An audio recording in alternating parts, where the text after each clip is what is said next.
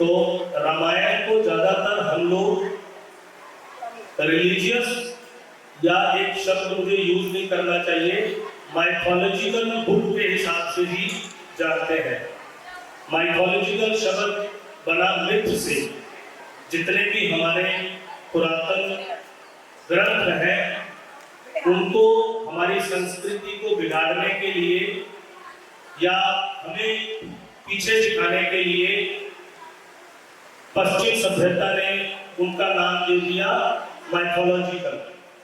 These are mythological scripture which has nothing to do with our history, whereas we should understand that Ramayana, Mahabharata, Gita, Ramcharitmanas या प्रभु श्री राम और प्रभु Shri Krishna, they are not mythology, they are our history and we should be proud of that.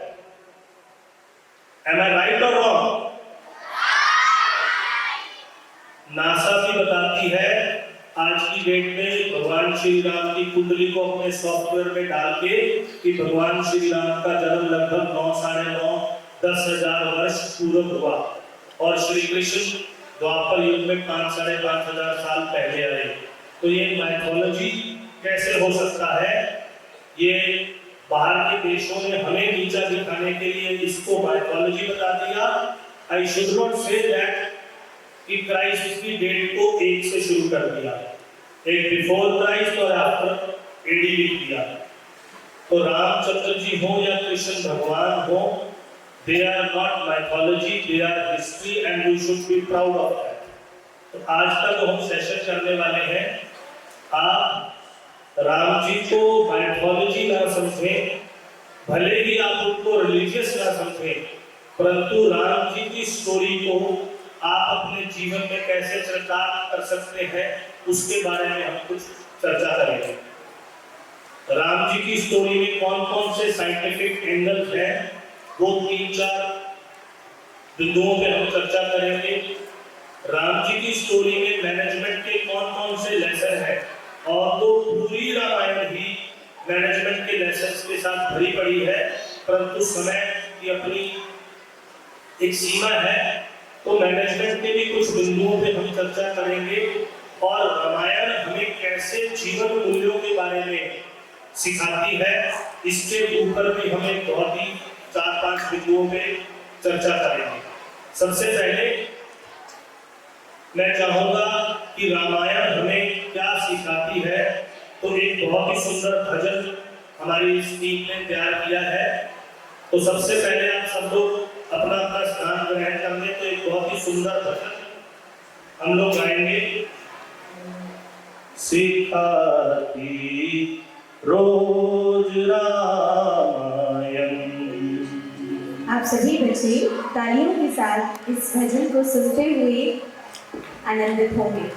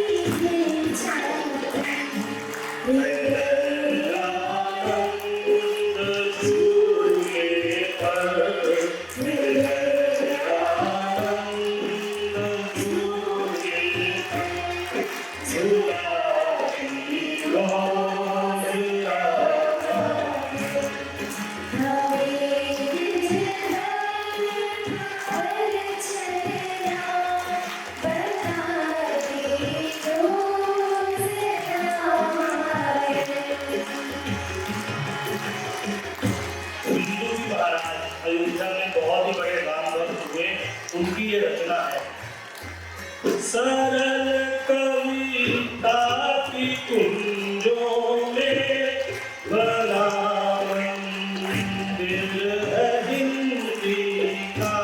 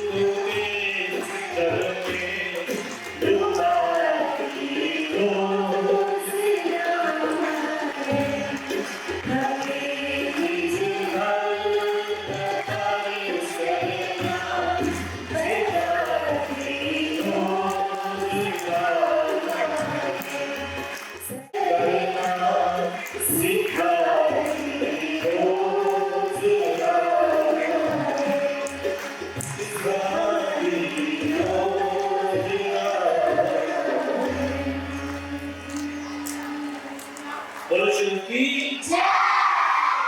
बहुत सुंदर, आपका जय सुनकर के मंत्र मुग्ध हो गया। तो अब हम अपने सेशन की तरफ आगे बढ़ते हैं। मैडम नेक्स्ट स्लाइड पे कर दीजिए प्लीज। ओरिजिनल लैंग्वेज में रामायण को लिखा गया। प्रमुखतः आप बच्चों से मैं पूछना चाहूंगा कि आप लोग किस रामायण के बारे में जानते हो? तो बच्चा बता सकता है? एक माइक कोऑर्डिनेट रखिए नीचे प्लीज। कोई बच्चा बता सकता है कि कौन सी रामायण आपके घर में पढ़ी जाती है? 2-3 लोगों के हाथ खड़े हुए हैं। माइक लेके जाएंगे प्लीज।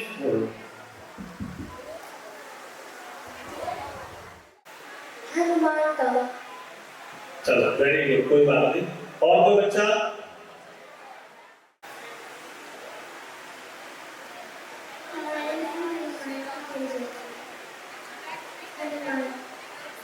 कोई बात नहीं, हनुमान जी के बारे में सारे बच्चे जानते हैं। बोलो हनुमान जी महाराज की। ये बहुत अच्छा करते हो। चलो Shri Ramcharitmanas 100 out of 100, very good. सामान्यतः हमारे समाज में 2 तरह की रामायण प्रचलित है। एक रामायण लिखी वाल्मीकि, ऋषि वाल्मीकि, महर्षि वाल्मीकि ने। ऐसा माना जाता है कि मैडम प्रिंसिपल राम जी को भगवान राम के रूप में प्रस्तुत नहीं किया। नारद जी एक बार वाल्मीकि जी के पास आए, आपस में दोनों महर्षियों का संवाद हो रहा था। महर्षि वाल्मीकि ने प्रश्न किया कि हे मुनि श्रेष्ठ, मैं ऐसे नर की एक कहानी लिखना चाहता हूं जो नरों में श्रेष्ठ हो और मर्यादा पुरुषोत्तम हो। तो नारद जी के मोटिवेट करने पे महर्षि वाल्मीकि ने राम जी के रहते रहते श्रीमद् वाल्मीकि रामायण लिख डाली। यही रामायण मूलतः रामायण मानी गई और इसके बाद इसी को फॉलो करके सब लोगों ने आगे अपने अपने तरीके से राम कथा को कहा या रामायण को रचा। परंतु 1600 ईस्वी में गोस्वामी श्री तुलसीदास जी ने रामचरितमानस की रचना करके रामायण को एक नए आयाम पे पहुंचा दिया। गोस्वामी जी ने शुरू में इसको संस्कृत में लिखने का प्रयास किया, छोटी सी स्टोरी के साथ, परंतु फिर शिवजी भगवान ने तुलसीदास जी को स्वप्न में दर्शन देके कहा कि गोस्वामी जी आप इसको संस्कृत में न लिख करके सामान्य भाषा में लिखिए, क्योंकि आने वाले समय में संस्कृत भाषा को पढ़ना सुनना आसान नहीं रह जाएगा। तब जाकर के गोस्वामी ने इसको अवधी भाषा में लिखा, जो आम जनमानस की भाषा है, जिसको हम पढ़ लिख और सुन आराम से सकते हैं और इसको बहुत ही सुंदर तरीके से गाया जा सकता है। अब मैं एक छोटा सा बात आपसे पूछना चाहूंगा, क्योंकि रामचरितमानस इतनी ज्यादा पॉपुलर है, आप में से तो कुछ बच्चे चौपाई गायन में प्राइज भी लेके आए हैं पिछले साल। उन लोगों ने मुझे भी वहाँ पे मैडम आकांक्षा के स्कूल में इनवाइट किया था। तो आप लोगों को रामायण की कुछ चौपाइयां तो याद ही होंगी, आप खड़ा करिए, किसको याद है? बहुत कम बच्चों ने हाथ खड़ा किया, इतने बच्चों को याद है? ठीक, आप नीचे करो। मैं एक बहुत ही सुंदर चौपाई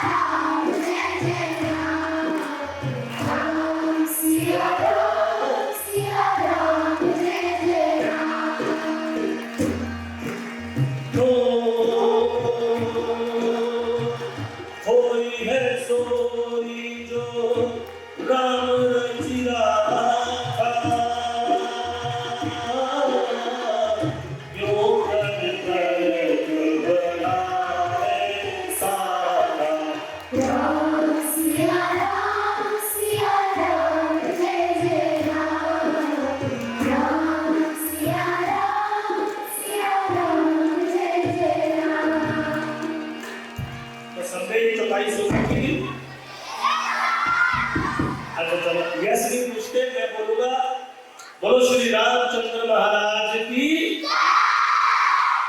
तो इसका मतलब सबने सुन रखी थी, ठीक। तो अब मैं आप लोगों से पूछूंगा कि रामचरितमानस का कोई एक दोहा आप लोगों ने सुन रखा है? एक बच्चे ने हाथ खड़ा किया, कॉमिक बुक पढ़ रहे हैं, तो इसीलिए हम पढ़ते नहीं। अभी मैं एक दोहा गाऊंगा जो मुझे उम्मीद है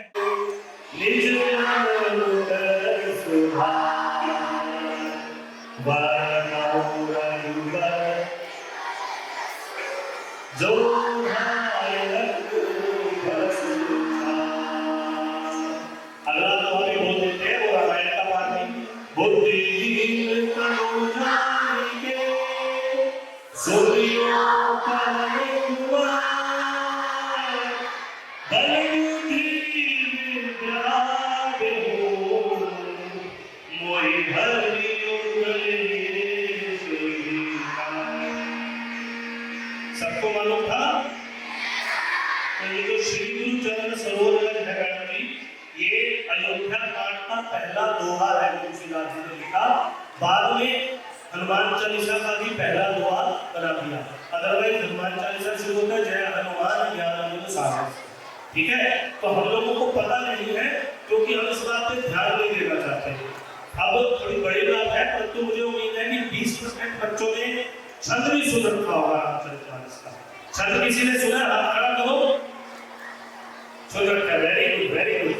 मैं सुन नहीं पाऊंगा, अभी मैं माइक नहीं भेज सकता, समय पहले भी ज्यादा हो गया। तो एक छंद हमारे यहाँ पे रामनवमी को या जब भी हम राम जी की आराधना करते हैं तो हम लोग गाते ही हैं, लेकिन बहुत सुंदर तरीके से गाएगी। राम जी के प्रकाट्य पे ये छंद में आता है, भय प्रगट कृपाला दीन दयाला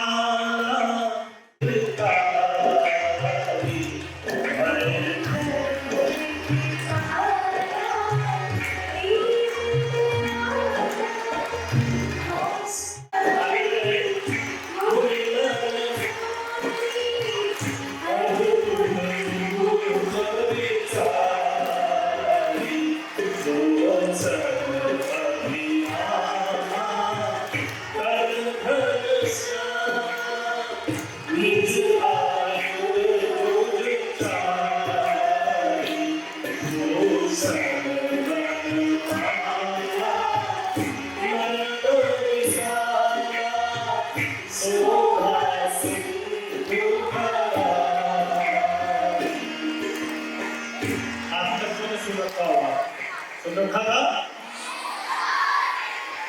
तो ये तो हुआ रामायण और रामचरितमानस में अंतर और रामचरितमानस की पॉपुलैरिटी। आप लोगों में से 90% बच्चों को चौपाई भी याद है, दोहा भी याद है और छंद भी याद है। और मैं ऐसी उम्मीद करूंगा कि आज के सेशन के बाद अगर कोई पूछे तो तुरंत हाथ खड़ा करिए कि मुझे चौपाई भी याद है, छंद भी याद है और दोहा भी याद है। बहुत सुंदर स्लाइड, बहुत ही सुंदर तरीके से बालकांड में तुलसीदास जी ने इसका पूरा व्याख्यान किया। हम लोग सामान्यतः एक दूसरे को या बड़ों को भी संबोधित करने के लिए क्या बोलते हैं? Good morning. जैसी आराम तो कोई भी नहीं बोलता मुझे मेरी इच्छा है कि ऐसा बोले, परंतु बोलता नहीं। सामान्यतः हम लोग एक दूसरे को अभिवादन करने के लिए good morning, good afternoon, good evening ऐसा संबोधित करते हैं। आप स्कूल में या अपने व्यवसाय में या जैसी भी आपकी प्रोफेशनल लाइफ हो, आप उसका पालन उसी तरीके से करिए, परंतु अपने घर पर कम से कम प्रणाम करने की आदत जरूर डालिए। क्योंकि अगर आप अपने माता पिता को प्रणाम करेंगे तो आपको फलस्वरूप आशीर्वाद मिलेगा। आपके माता पिता, आपके दादी दादा, आपके नानी नाना आपको आयुष्मान भव, विजयी भव या ऐसा ही कोई उत्तम से उत्तम आशीर्वाद देंगे।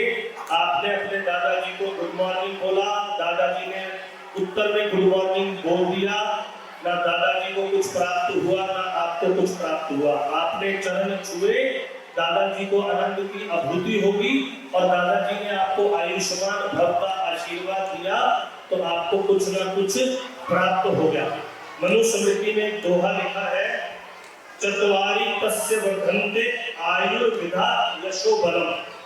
आशीष का कितना ज्यादा, आशीर्वाद का कितना ज्यादा महत्व है।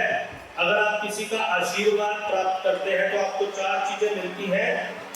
आपकी आयु लंबी होती है, आपको विद्या प्राप्त होती है, आपका यश बढ़ता है और आपका शरीर भी बलिष्ठ होता है। तो छोटी छोटी बातें कि सबसे पहले घर में अपने बड़े बुजुर्गों को, माता पिता को प्रणाम करने की आदत डाली जाए।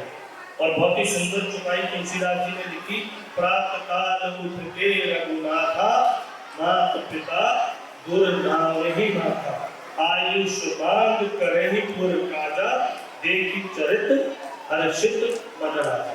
राम जी सुबह उठ के अपने माँ बाप को प्रणाम करते हैं, गुरु जी को प्रणाम करते हैं और सब काम अपने माँ बाप से पूछ के करते हैं। तो आप भी कोशिश करिए कि माता पिता को प्रणाम करिए।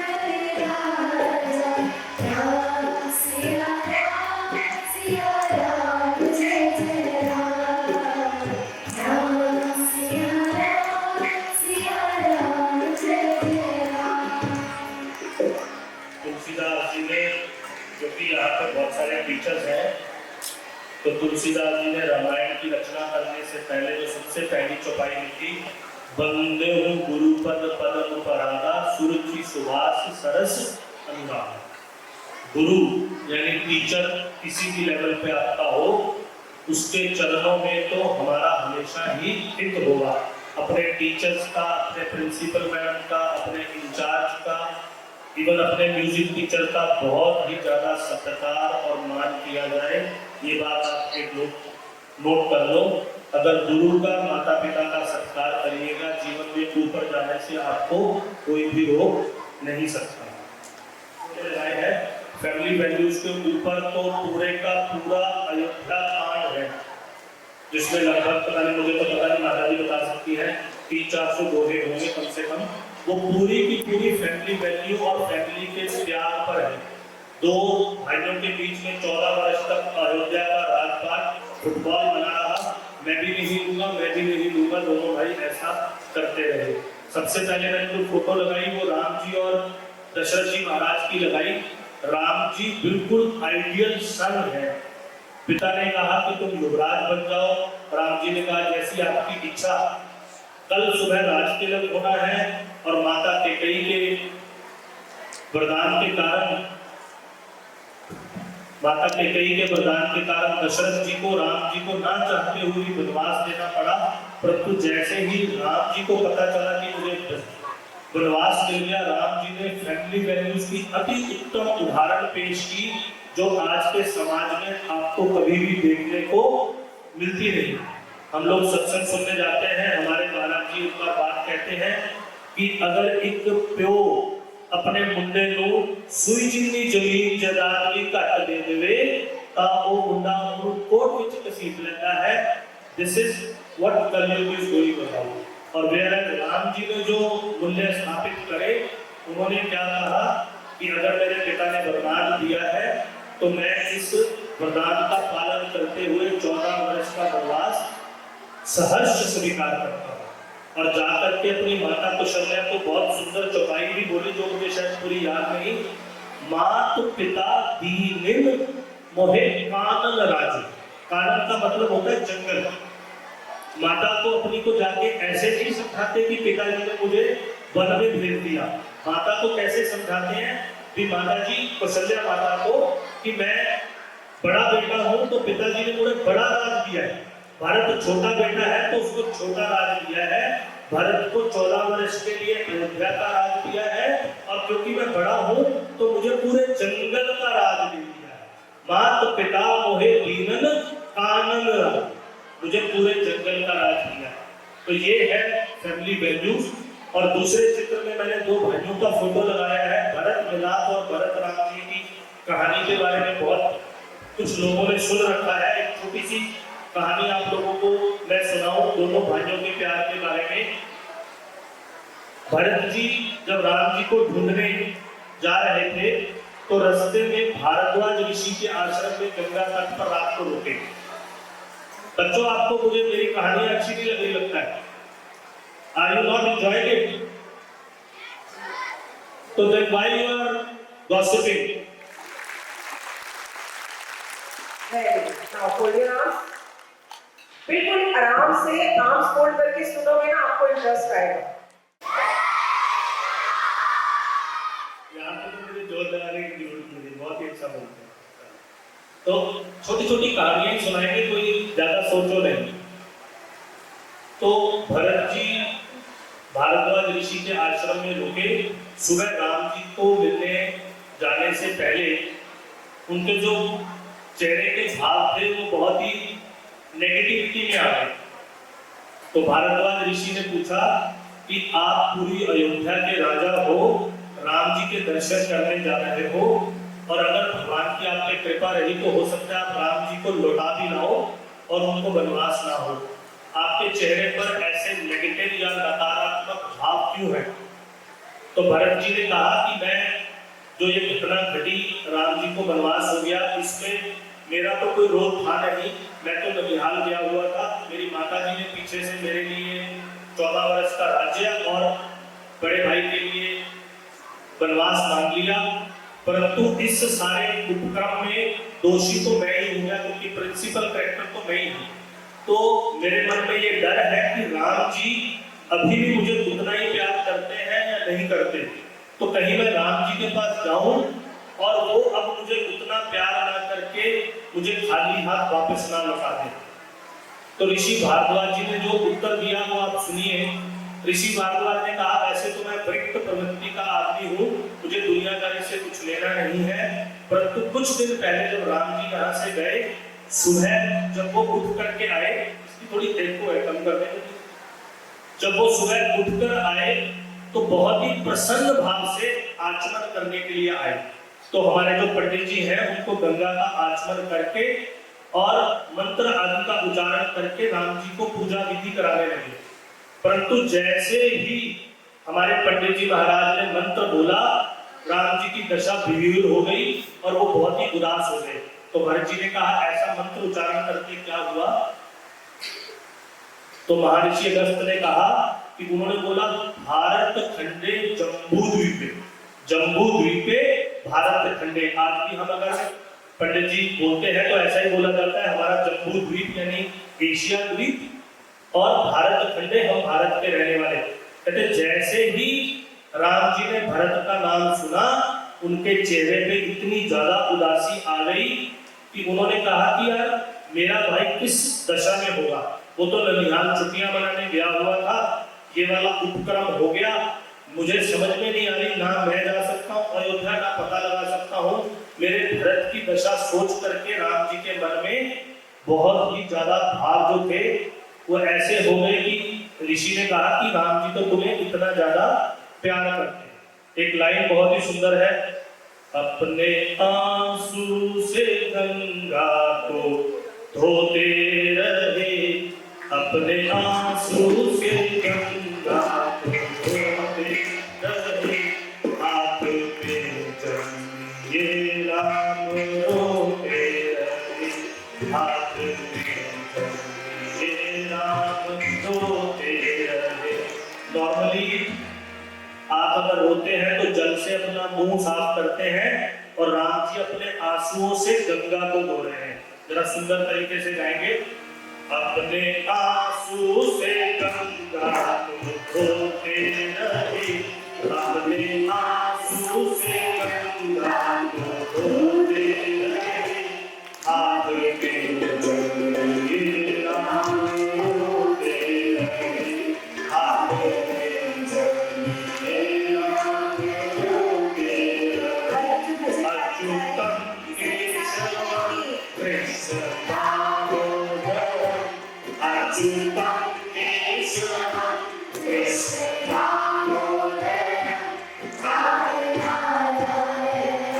जानकी वल्लभम, राम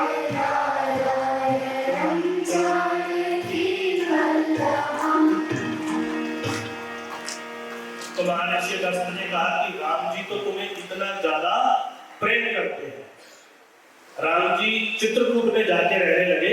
शायद ये स्टोरी मुझे लगता है दूसरे लोगों ने भी ना सुनी हो। तो चित्रकूट में जाकर के भगवान अपनी परम कुटीर जब बनाने का भगवान ने मन में सोचा, तो वन देवी प्रकट हो गई।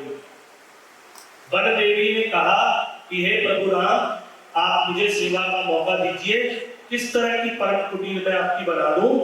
राम जी ने कहा कि मैं 14 वर्ष के वनवास के लिए आया हूँ, मुझे तटस्थ रहना है, किसी भी प्रकार की सेवा किसी से नहीं लेनी, तो इसीलिए परम कुटीर बनाने का कार्य तुम्हें मैं नहीं सौंप सकता देवी। तो देवी ने बहुत अनुनय विनय किया कि अगर कोई और काम मेरे लायक हो, मेरे लायक कोई सेवा हो, त्रिभुवन के मालिक श्री राम आए हैं तो मैं वो सेवा कर दूं। राम जी ने संकोचवश कहा कि देवी मुझे कहने में और मानने में संकोच है, रघुवंशी कभी किसी से मानते नहीं, परंतु मैं अपने छोटे भाई भरत के लिए कुछ छोटा सा मानना चाहता हूँ। बलदेवी ने कहा प्रभु आदेश करिए। राम जी ने कहा कि जिस मार्ग से मैं आया हूँ चल करके, उस मार्ग के सारे कांटों को आप साफ कर दीजिए। बलदेवी बहुत हैरान हुई। बलदेवी ने कहा प्रभु आप तो उस मार्ग से चल करके ऑलरेडी आ ही चुके हो, तो वो मार्ग साफ कराने का क्या पर्पस हुआ। तो राम जी ने कहा कि मैं तो आ चुका हूं, परंतु मुझे 100% पता है कि मेरा बावला भरत ननिहाल से आते ही जब ये पता चलेगा कि राम जी को वनवास हो गया, वो उसी मार्ग से नंगे पैर चल के मुझे मनाने या मुझे मिलने के लिए आएगा। तो उसके पैर में कोई कांटा ना चुभ जाए, तो आप उस मार्ग को प्रशस्त कर दो। आपकी तालियां बजनी चाहिए। अभी कहानी समाप्त नहीं हुई। वन देवी ने कहा कि आप अपने आप को क्षत्रिय कुल कहते हो, मुझे क्षमा करना प्रभु, मैं आपके साथ थोड़ा विवाद कर रही हूँ। आप अपने आप को क्षत्रिय कुल के कहते हो, तो महाराज भरत भी क्षत्रिय कुल के हैं। क्या वो इतने कमजोर हैं कि कांटा लगने से उनको चोट लग जाएगी या वो आहत हो जाएंगे?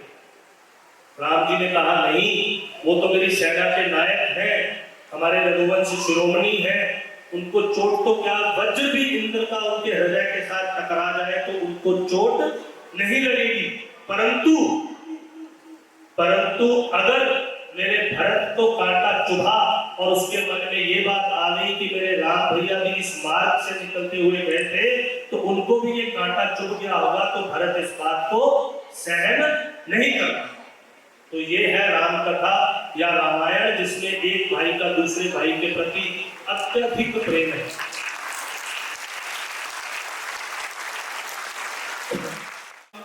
प्रेम नहीं दिखाया।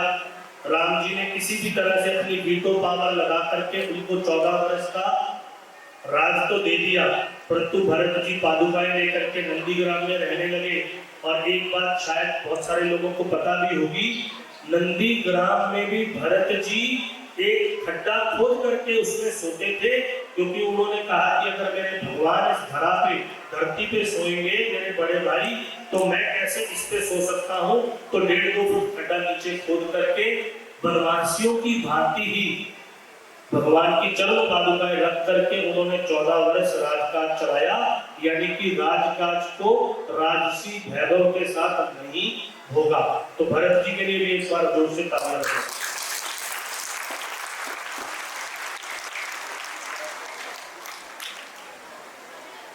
तीसरी स्लाइड में आप अगर देखोगे तो राम जी, हमने उसमें शीर्षक लिखा है अपहोल्डिंग धर्म एंड नो डिस्क्रिमिनेशन।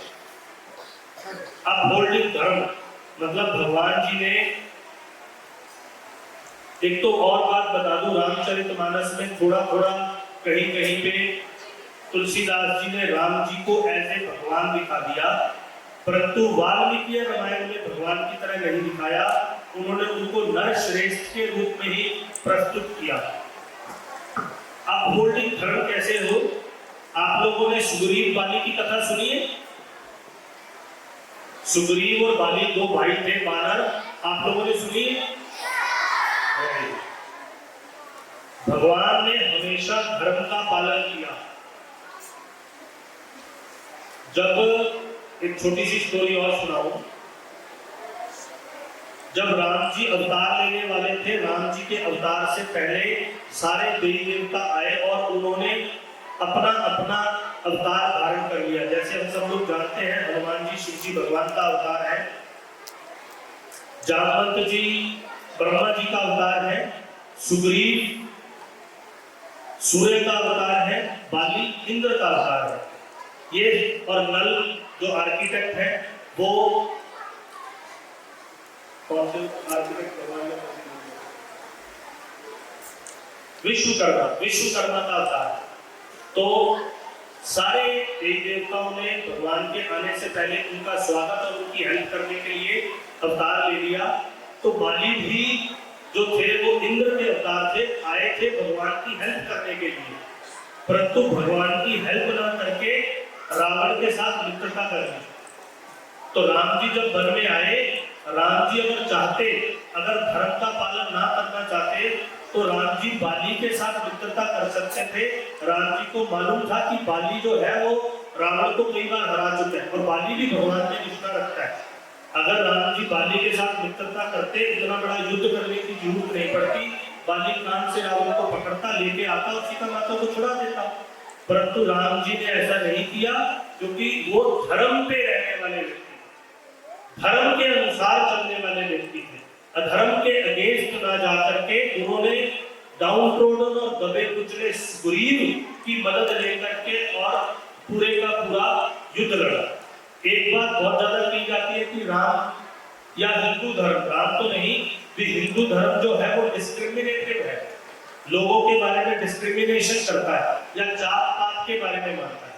तो ये बात मैं आपको कह दूं कि राम जी ने जो मॉरल वैल्यूज सेट करी उसमें कहीं पे भी उन्होंने डिस्क्रिमिनेशन नहीं किया। आप शुरू से करो, जब से राम बन गए उनके दोस्त कौन है?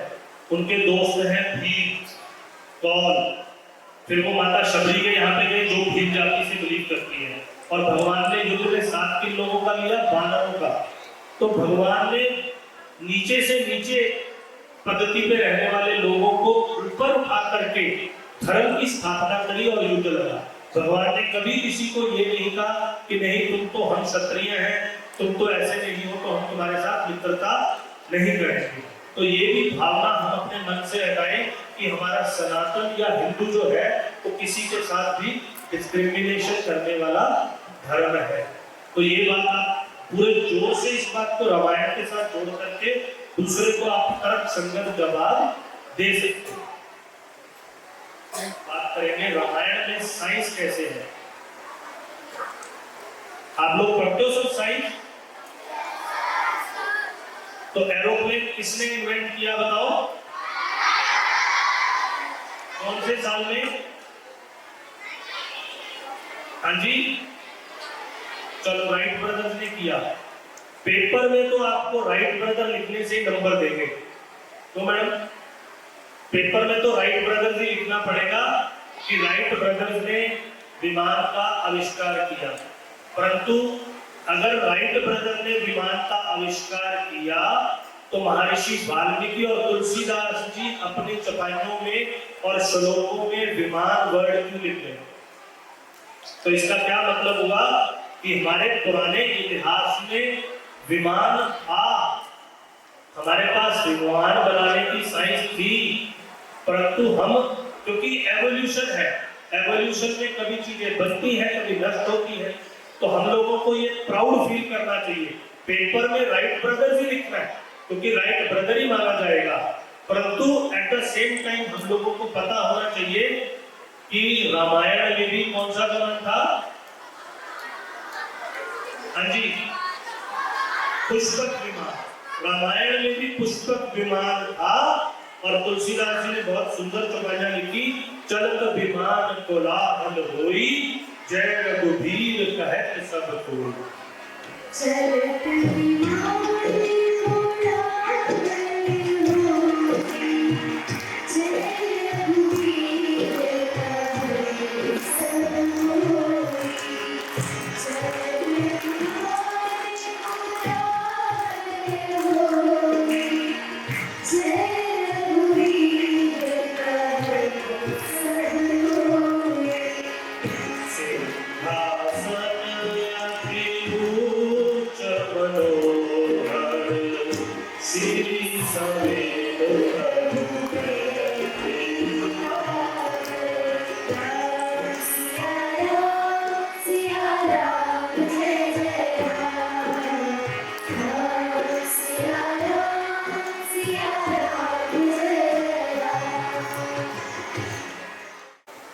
तुलसीदास जी ने लिखा चौपाइयों में, नाथ नील नल कपिदो भाई, नाथ नील नल कपिदो भाई, लड़का ही ऋषि आशीष पाई, तिनके परस किए गिरभारे, तरहि जलधि प्रताप तुम्हारे, तरहि जलधि प्रताप तुम्हारे।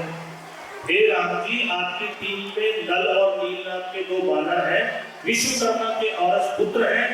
वो लोग अगर सेतु बंधन का कार्य करेंगे तो सेतु बहुत सुगमता से बन जाएगा। मैं भी अपनी तरफ से अपनी लहरों को शांत रखूंगा और वैसे भी जब राम नाम का लिखा हुआ पत्थर फेंकेंगे तो वो तर ही जाएगा। तुलसीदास जी ने तो ये लिखा, परंतु अगर आप महर्षि वाल्मीकि रामायण पढ़ोगे तो सागर देवता ने बताया कि नल नील जो है वो पुल बांधने में समर्थ है। तो नल नील ने सबसे पहले जाकर के सर्वे किया जगह का। उन्होंने कम से कम 10, 15, 20, 30 किलोमीटर के बीच सर्वे किया, जाकर के पता लगाया कि कौन सी जगह पर सागर की लहरें थोड़ी कम है और कौन सी जगह पर सागर की गहराई थोड़ी कम है। क्योंकि हम लोग संस्कृत भाषा नहीं बोल पाते तो मैंने भी वो संस्कृत के श्लोक यहाँ पर नोट नहीं करे, परंतु अगर कोई भी जाकर के चेक करना चाहे तो चेक कर सकता है। वाल्मीकि जी ने तो सूत का वर्णन भी किया। कि नल नील ने वानर सेना ने एक कोने से दूसरे कोने तक सूत बांधा, so that pull should be straight. जो आजकल हमारे जो मेसन होते हैं मिस्त्री, ईंटों की चढ़ाई करने के टाइम पे सूत बांधते हैं।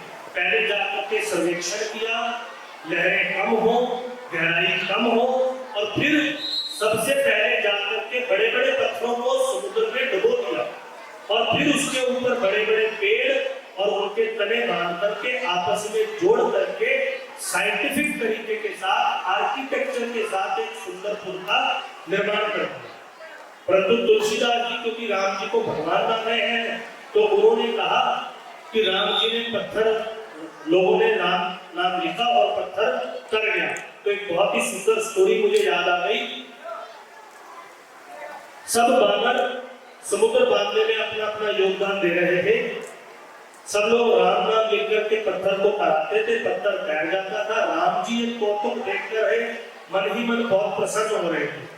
तो राम जी ने भी चुपके से एक पत्थर उठाया और सागर में तैरा दिया। परंतु मजे की बात, राम जी ने पत्थर को छोड़ा तो वो पत्थर नहीं तरा, पत्थर डूब गया। पत्थर डूब गया तो राम भगवान थोड़े से सख्त पका गए कि जब सारे वानर पत्थर तैरा रहे हैं तो पत्थर बड़ी आसानी से तर जा रहा है, मैंने पत्थर डाला तो पत्थर नहीं तरा। परंतु भगवान के अनन्य भगत, राम जी के अनन्य भगत हनुमान जी भी ये कौतुक देख रहे थे। तो भगवान भी जब थोड़ी सी क्वेश्चन मार्क लग जाता है तो भगत ही आकर के भगवान के साथ वार्तालाप करते हैं। हनुमान जी ने कहा, भगवान आप कुछ आशंकित दिख रहे हैं। तो राम जी ने कहा, हनुमंत जितने भी वानर सेनापति पत्थर को राम लिख करके तैरा रहे हैं, वो पत्थर तर जा रहा है, मैंने पत्थर सागर में छोड़ा तो पत्थर तैर नहीं रहा। हनुमान जी का जवाब सुन करके आपको भगत की अपने भगवान के प्रति या शिष्य की अपने गुरु के प्रति आस्था का पता चलेगा। हनुमान जी ने बड़ा ही सुंदर जवाब दिया। हनुमान जी ने कहा, हे प्रभु श्री राम, जिस पत्थर या वस्तु को आप त्याग देंगे वो कैसे तरता रह जाएगा। आप जिसका त्याग कर देंगे दुनिया में उसको अपनाने वाला कोई नहीं। तो राम जी की महिमा तो ऐसी है कि जितना खाइएगा उतना कम है। दो चौपाइयां सुंदर हमने लिखी है सेतु वर्णन के ऊपर।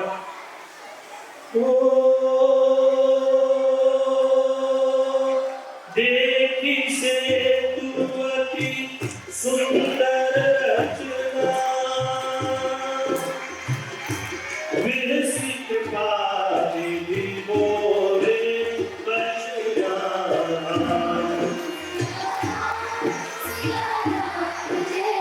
आप कहिए प्लीज।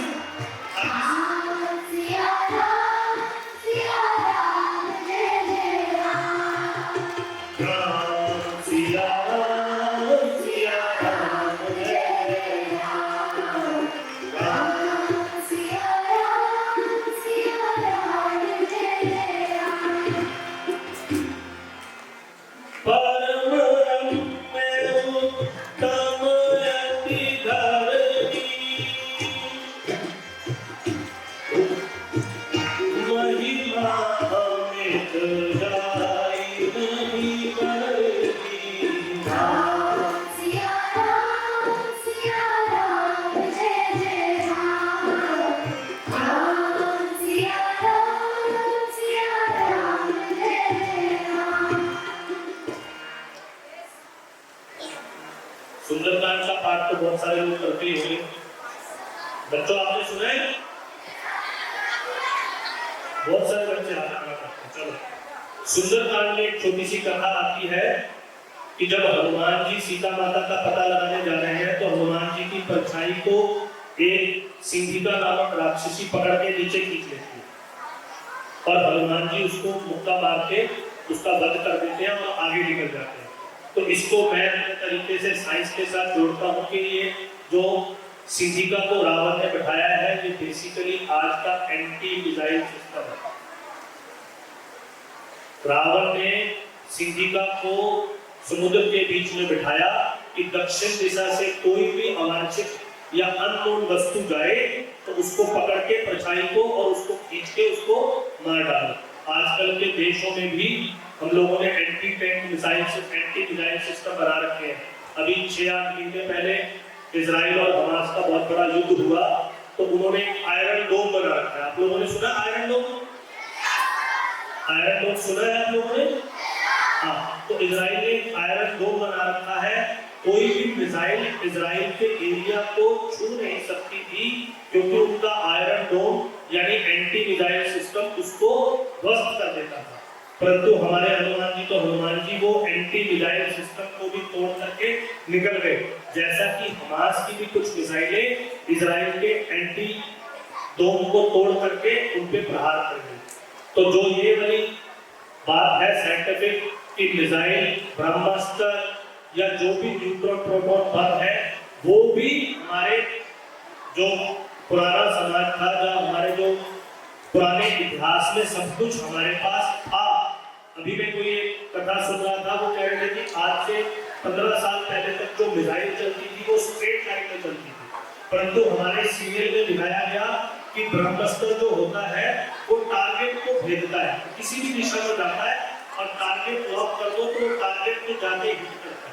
परंतु अब आप देखोगे कि ऐसी ऐसी मिसाइलें दुनिया चला रही है कि वो हिट कर देते हैं कि हमें वहां पे जाके हिट करना है।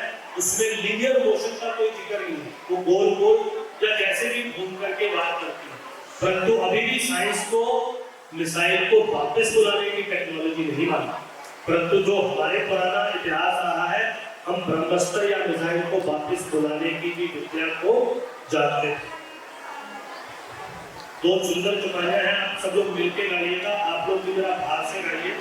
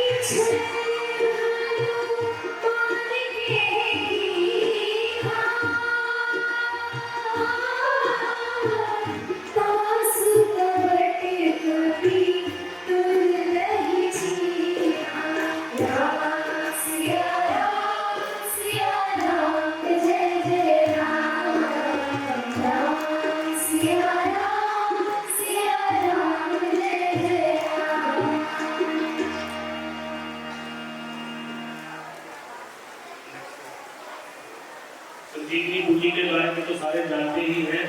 लक्ष्मण जी मूर्छित हो गए और हनुमान जी संजीवनी बूटी लेकर के आए और संजीवनी बूटी या हमारी जो आयुर्वेदिक शल्य पद्धति है इसके बारे में 300 या 400 बीसी पूर्व आचार्य सुश्रुत हुए वर्ल्ड के सबसे पहले प्लास्टिक सर्जन।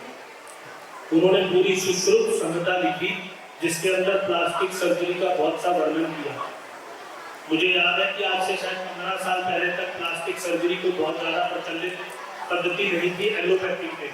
अब धीरे धीरे प्लास्टिक सर्जरी को बल मिला है और मैं कहीं पे पढ़ भी रहा था कि मॉडर्न साइंस या मॉडर्न प्लास्टिक सर्जन की सुश्रुत संहिता या आचार्य सुश्रुत से कुछ रेफरेंस लेकर के और प्लास्टिक सर्जरी को आगे बढ़ा रहे हैं। आचार्य धन्वंतरी के बारे में हमने सुनी रखा है। आयुर्वेद जो है एलोपैथ से बहुत पुरानी पद्धति है और कई सालों से हमारे देश में चलती आ रही है। बल्कि आयुर्वेदिक को क्या कहेंगे, अगर जर्मन की हम पद्धति को सुने तो होम्योपैथ भी अगर आप कहोगे एलोपैथ से पुरानी पद्धति है। परंतु due course of time allopathy ने ज्यादा तरक्की कर ली और हम लोग भी क्योंकि थोड़ा ज्यादा जल्दी आराम पाने के लिए तत्पर रहते हैं तो एलोपैथी ज्यादा काम में आने लगी। कोरोना काल में आप सब लोगों ने देखा होगा कि घर के बने हुए काढ़े और जो हमारे डिसिप्लिन के रूल थे कि आपको अलग अलग कमरे में रहना है, कुछ दिनों के लिए अलग हो जाना है, डिस्टेंस मेंटेन करके रखना है, सफाई पूरी रखनी है और अपने इम्यूनिटी लेवल को बढ़ाना है, तो कोरोना अपने आप चला जाएगा। कोरोना काल में एलोपैथी हमें कोई बहुत ज्यादा हेल्प नहीं कर पाई। मैं माफी चाहते हुए कहना चाहूंगा, बहुत सारे लोगों का तो ये मानना है कि कोरोना काल में जिन लोगों को बहुत बड़ी बड़ी डोजेस लग गई ठीक करने के लिए, जो इंजेक्शन दिए गए, उन्होंने बाद में लोगों का नुकसान ही किया, ना कि फायदा किया।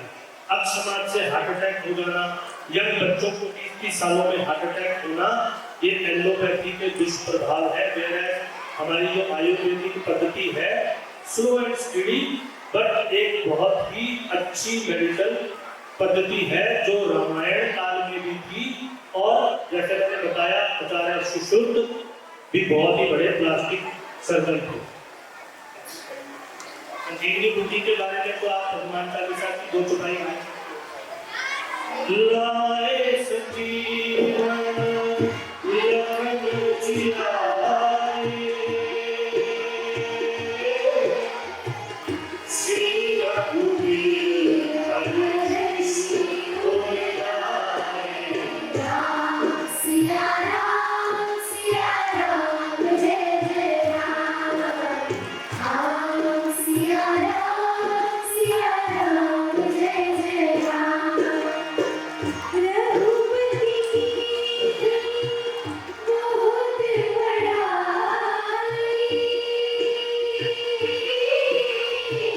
बहुत बड़ाई तुम हम प्रिय सब भाई। राम सिया राम जय जय राम। राम सिया राम जय जय राम। 9 साल पहले जिक्र किया हुआ। अभी मुझे पता है बच्चों ने प्लेनेटरी मोशन के बारे में छोटे बच्चों ने पढ़ लिया, अभी नहीं पढ़ा होगा, पढ़ लिया। तो जो हमारे 9 ग्रह हैं मॉडर्न साइंस के हिसाब से किसने इन्वेंट किए बेटा?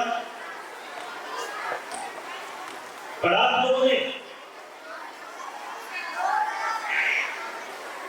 जो हमारे प्लेनेट हैं Venus, Mars and all those, किसने इन्वेंट करे?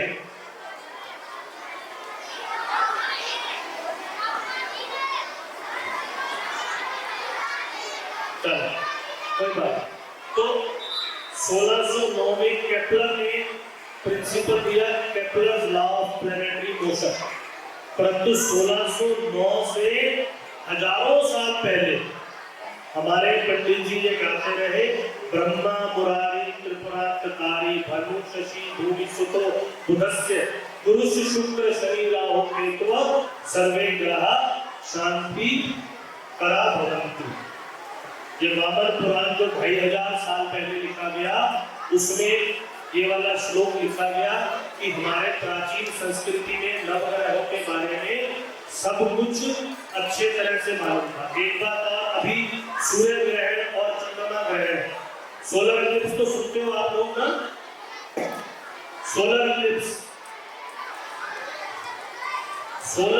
के बारे में हमें आज की डेट में नासा बताती है गणना करके, परंतु आज से 20 साल पहले तक भी और आज भी देश के किसी भी कोने में जाइए, किसी भी पंडित जी से पूछिए, वो अपना पंचांग खोलेंगे और आपको हूबहू वो डेट और टाइम बताएंगे जो डेट और टाइम नासा अपने सॉफ्टवेयर से निकाल के आपको सोलर इक्लिप्स या मून इक्लिप्स के बारे में बताता है। तो हमारी जो संस्कृति है, मेरा कहने का तात्पर्य, उसमें साइंस बहुत पहले से पता है। तुलसीदास जी ने बहुत सुंदर चौपाई लिखी हनुमान चालीसा जैसा भी आप सब लोग पढ़ते हैं, अगली स्लाइड कर दीजिए। थोड़ा ध्यान दीजिए बच्चों के साथ मिल करके।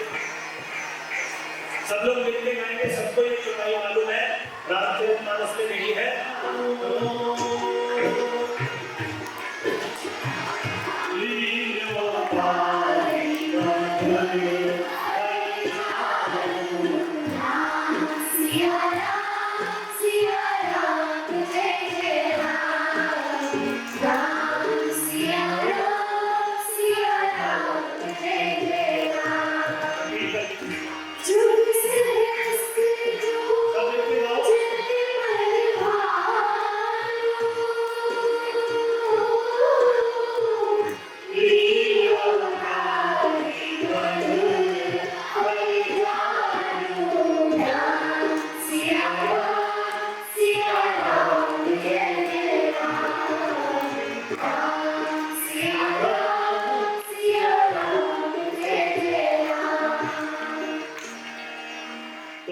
साल, ठीक है। युद्ध का मतलब 12,000 साल, यानी 12,000 BC। शस्त्र का मतलब, सहस्त्र का मतलब 1,000, ठीक है।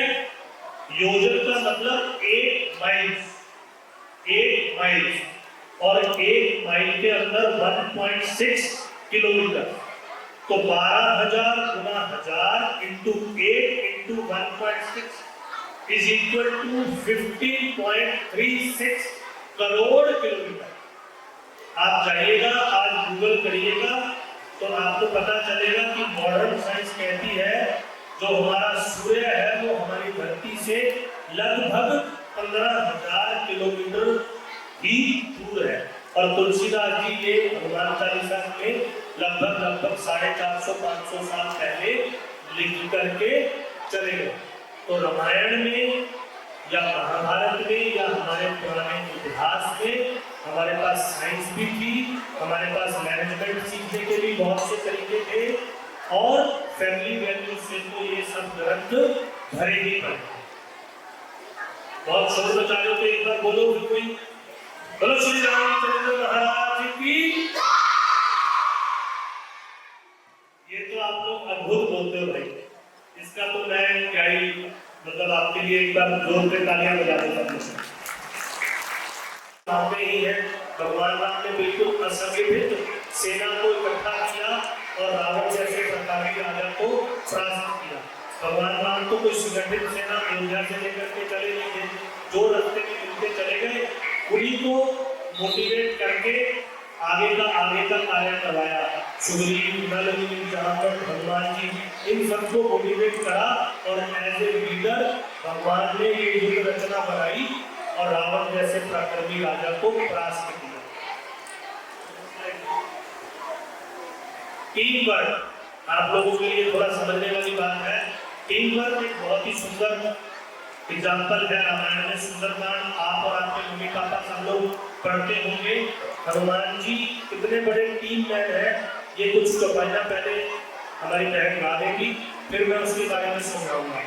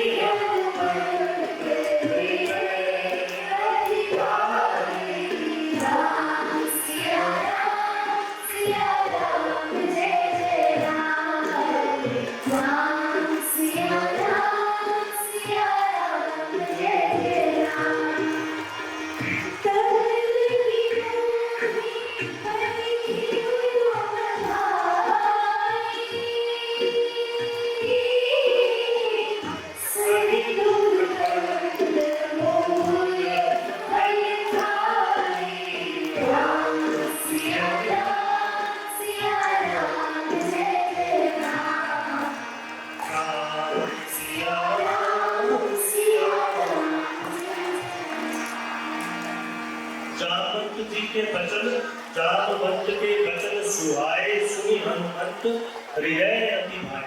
अगली लाइन ध्यान से सुनिए। तब लगी मोहे पर खेहूं तुम भाई। आप तब तक मेरी प्रतीक्षा करना, पर खेहूं तुम भाई मतलब आप मेरी प्रतीक्षा करना सही दुख कंद मूल फल खाई। आपको कुछ दुख तो होगा क्योंकि आपको वन में रहना है और कंद मूल फल खा के गुजारा करना है। तब लगी आवो सीत ही देखी होई काज मोहि हर्ष विशेष। 2 मिनट अगर चुप करोगे बच्चों तो बहुत ही सुंदर दो आप सूत्र पकड़ना, बहुत सुंदर। हमें टीम में होना चाहिए। हनुमान जी ने ये नहीं कहा कि मैं जाकर के सीता माता का पता लगाऊंगा और फिर मैं जाकर के राम जी को बता दूंगा कि मैं पता लेकर के आया हूं। उन्होंने क्या कहा कि मैं जाकर के सीता माता का पता लेकर के आऊंगा, आप मेरी पूरी टीम यहीं पे रुको। आप लोगों को यहाँ रुकने में कुछ कष्ट भी होगा, परंतु जब मैं पता लगा के आ जाऊं तो हम सब इकट्ठे जाकर के राम जी को बताएंगे कि इस पूरी टीम ने सीता माता का पता लगाया। तो इससे क्या पता चलता है कि team work is the essence. अगर आज का युग होता और आज हनुमान जी राम कार्य के लिए जा रहे होते तो शायद ये कहते कि मैं पता लगाया तो मैं जाके बता दूंगा, क्योंकि आज के डेट में क्रेडिट लेने की थोड़ी होड़ है। परंतु आपको सफलता तब मिलेगी जब आप एक टीम, संगठित टीम होकर के कार्य करोगे। अगर संगठित रहोगे तो हमेशा एक रहोगे तो सेफ रहोगे। यूनिटी इज, क्या बोलते हो आप लोग? क्या? मुझे तो भूल ही गया, चलो कोई बात नहीं। मतलब आपको यूनाइटेड रहना है। मैडम अगर कोई प्रोजेक्ट आपको देती है कि ये 5 बच्चे ये प्रोजेक्ट करेंगे, 5 बच्चे ये प्रोजेक्ट करेंगे, तो एक दूसरे की मदद करके एज ए टीम पांचों ने अच्छे नंबर लाने की कोशिश करनी है। जो अगर अच्छा विद्यार्थी, अच्छा स्टूडेंट है, वो ये ना समझे कि मैं तो 95% ले आऊं और दूसरा 75 वाला है वो 75 भी रह जाए। That 95% वाला बच्चा should think कि मेरा छोटा भाई, मेरी छोटी बहन 75 से कम 90 की पंक्ति में तो आएगा। तो ऐसा सोच करके हमें रामायण से ये सबक मिलता है कि हमें टीम वर्क करना चाहिए। इसकी एक अगली चौपाई जो है, जब लगी आवहु सीत ही देखी होई काज मोहे हर्ष विशेष। इसका क्या मतलब हुआ? इसका मतलब ये हुआ, ये भी छोटे बच्चों के समझने वाली बात है, जो भी काम आप अपने हृदय से खुश होकर करोगे उसमें आपको सफलता मिलनी अवश्य भागी है। अगर आप खुश होकर कोई कार्य करोगे तो आपको सफलता जरूर मिलेगी। अगर आप तंग होकर के, ड्यूटी बाउंड होकर के उसको करोगे तो थोड़ी सफलता मिलने की उम्मीद कम है। तो जो भी काम करो उसको हर्षपूर्वक करो। फॉर एग्जाम्पल, अगर सचिन तेंदुलकर पढ़ाई करने बैठ गए होते तो ना ही तो इंजीनियरिंग, डॉक्टरी और बीएससी कर पाते और ना ही भारत को इतने अद्भुत क्रिकेटर से मुलाकात होती।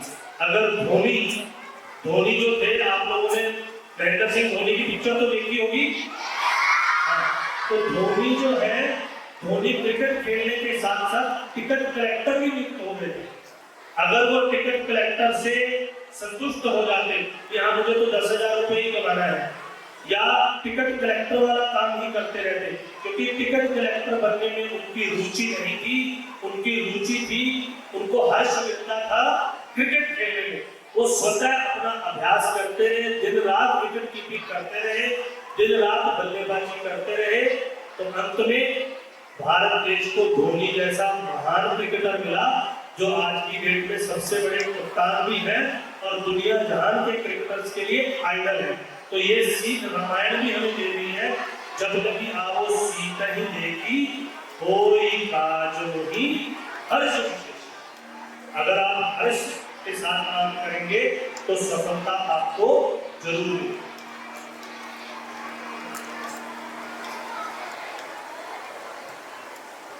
राम जी ने बहुत ही सुंदर, छोटे बच्चों के लिए थोड़ी बात अलग है परंतु मेरे स्लाइड का हिस्सा है। तो राम जी ने बड़े सुंदर स्ट्रेटेजिक अलायंस किए। भगवान यही नहीं कि मैं तो मर्यादा पुरुषोत्तम हूँ या मैं तो तीनों लोगों का स्वामी हूँ, रावण को जाकर के मार दूंगा, ऐसा नहीं। उन्होंने पृथ्वी में रहते हुए एज ए मनुष्य बहुत ही सुंदर स्ट्रेटेजिक अलायंस करे। सबसे पहले सुग्रीव के साथ अलायंस किया, सुग्रीव के साथ मित्रता करी और विशाल बानर सेना जो थी किष्किंधा की, उसको लेकर के रावण पे आक्रमण करने की योजना बनाई। और फिर जब रावण ने विभीषण का त्याग कर दिया तो भगवान ने विभीषण को भी कूटनीतिक रूप से, स्ट्रेटेजिकली रूप से सहर्ष स्वीकार कर लिया कि इसको अपनी टीम में मिलाने से आने वाले समय में युद्ध में हमको फायदा मिलेगा। और ये वाली चीज भगवान जी की सत्य भी सिद्ध हुई। विभीषण ने ही रावण के कई भेद बता करके राम जी को युद्ध जीतने में हेल्प करी। तो स्ट्रेटेजिकल अलायंस भी रामायण हमें सिखाती है।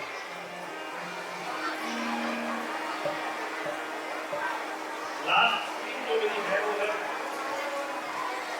Delegation, empowerment and diplomacy.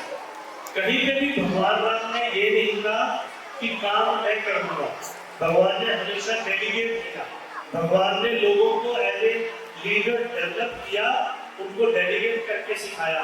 फिर वही बात, जैसे ग्रुप में आप अगर काम करते हो, आपको कोई टास्क दे दिया गया 10 बच्चों की टीम बना करके 5 मिनट और बैठ, बोलो श्री रामचंद्र भगवान की। जितना जोर से जयकारा लगाते हो उसके विपरीत 5 मिनट और चुप, ठीक है? Very good. आपके लिए डेलीगेशन क्या हुआ? मान लो प्रिंसिपल मैडम ने, इंचार्ज मैडम ने आपको 10 लोगों का एक ग्रुप बना दिया और आपको एक प्रोजेक्ट दे दिया कि ये काम आप 10 बच्चों ने मिलकर करना है। नेचुरली जब 10 बच्चों का ग्रुप बनाया तो 10 बच्चों में से एक बच्चे को मैडम ने डेलीगेट कर दिया कि ये बच्चा जो है he will be the incharge of the 10 people. ऐसा ही होता है ना।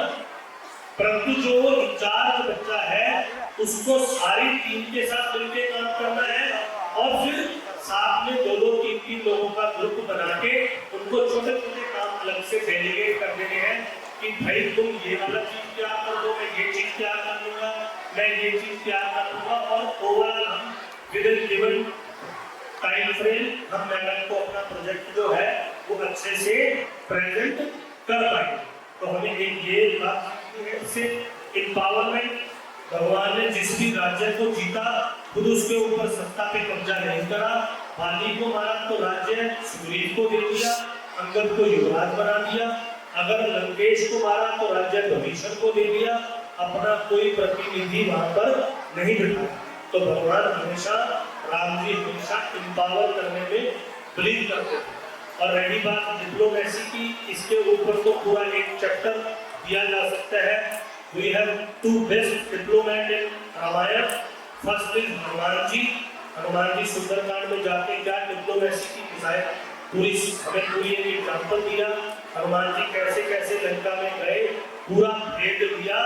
सब कुछ लेने के बाद थोड़ी लड़ाई भी करी, सेनाओं का भेद भी ले लिया और फिर जानबूझ के रावण के सामने भी प्रस्तुत हो गए सो दैट उसका कूटनीतिक सोच, रावण क्या सोच रहे युद्ध के बारे में, उसके बारे में भी पता लगा दिया। और दूसरे डिप्लोमेट अंगद, जिनको राम जी ने युद्ध को हटने से रोका जा सके, लास्ट रिजॉर्ट की तरह भेजा कि आप जाके रावण के साथ संवाद करो और रावण को सुझाव भी किसी तरह से युद्ध माना जा सके।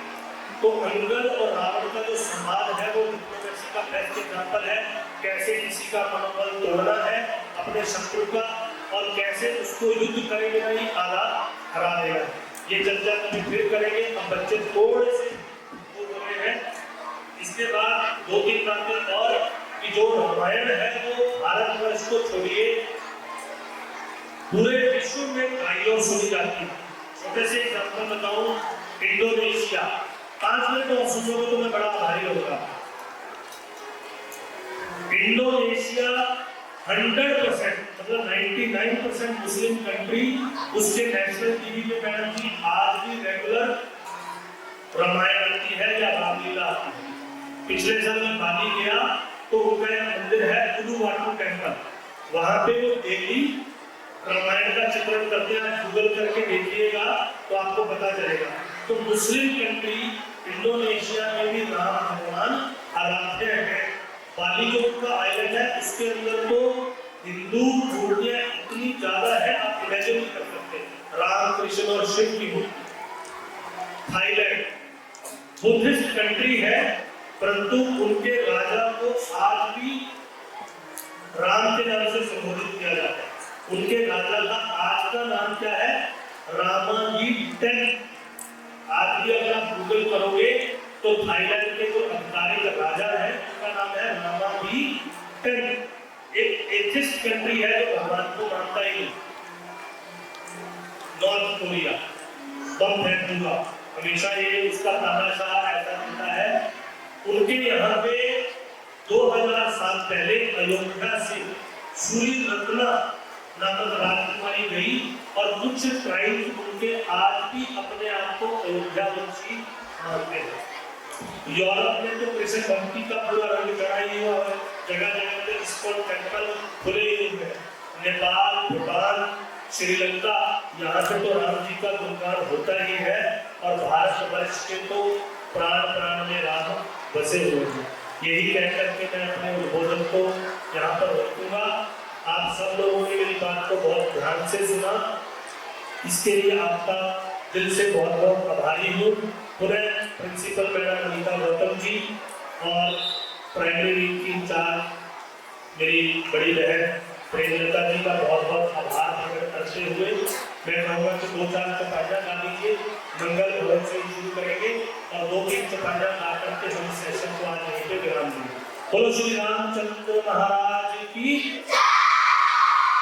आप सभी बच्चों से आप सभी का जोश इतना ज्यादा है कि वो जय जयकार से ही इतनी सुंदर आवाज सुनाई दे रही है।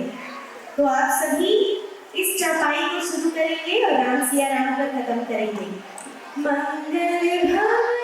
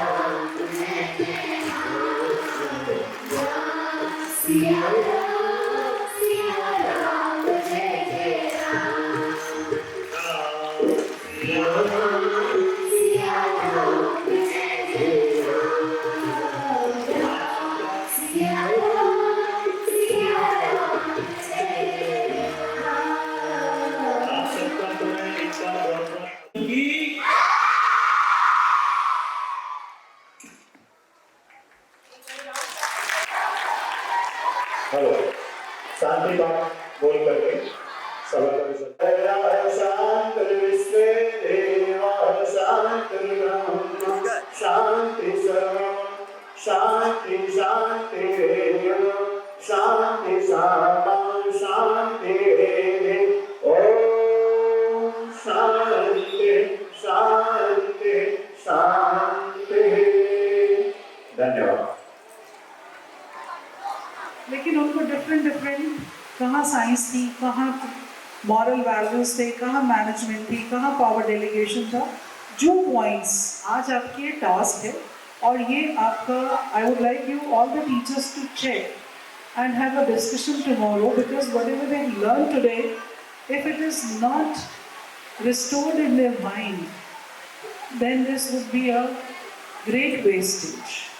तो आप सबकी एक असाइनमेंट है और जो बेस्ट होगा ऑल टीचर्स ने प्लीज नोट अपनी क्लास में से बेस्ट आंसर्स जो बच्चे लिखेंगे, जो 10 पॉइंट्स देंगे, उसकी कॉपी हम सिंगला सर से शेयर करेंगे, है ना, ताकि उन्हें पता चले कि आज जो उन्होंने सिखाया हमने कितना सीखा है। तो करेंगे हम सब?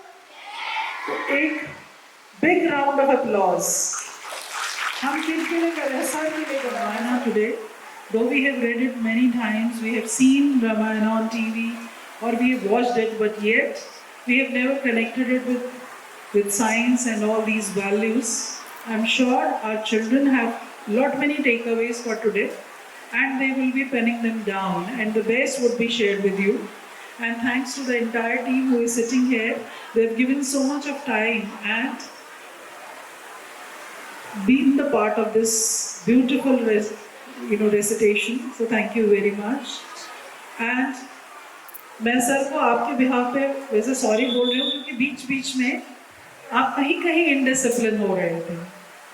आई अंडरस्टैंड कि इतनी देर आप बैठ नहीं सकते हो टिक के क्योंकि आपका अटेंशन स्पैन तो बहुत छोटा रहता है और सर को बार बार आपको बुलाना पड़ रहा था. लेकिन हम एक प्रॉमिस करते हैं सर कि जो आपने आज दिया इसकी प्रेजेंटेशन हमारे ही बच्चे बनाएंगे और आपको ये एनैक्ट करके दिखाएंगे. ठीक है? आप इसकी प्रेजेंटेशन बनाएंगे. जो आज सर ने किया आप उसको कैसे एनैक्ट कर सकते हो, आप अपनी लाइफ में कैसे आपने इसको इम्प्लीमेंट किया है, ये सब आप बताएंगे. तो समवेयर नियर द रामायण जब हमारे रामनवमी आएगी तो हम तब सर को एक बार इन्वाइट करेंगे. तो एक प्रोजेक्ट हम ले लेते हैं. ठीक है? तो क्लास 5th और 6th की तरफ से ये प्रोजेक्ट हमने टेकअप किया है. Not only sir would be invited but the students of our school will be there to witness. And ये पीसेस में डिवाइड कर लीजिएगा ऑल टीचर्स और कौन सी क्लास कैसे किस चीज़ को प्रेजेंट करेगी उसके ऊपर एक वर्किंग करके हम इसको प्लान करेंगे. So thank you so very much once again to all the esteemed members who are with us, and thank you to the teams who are managing the students, and thank you to you all my dear children.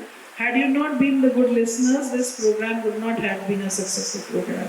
Thank you very much.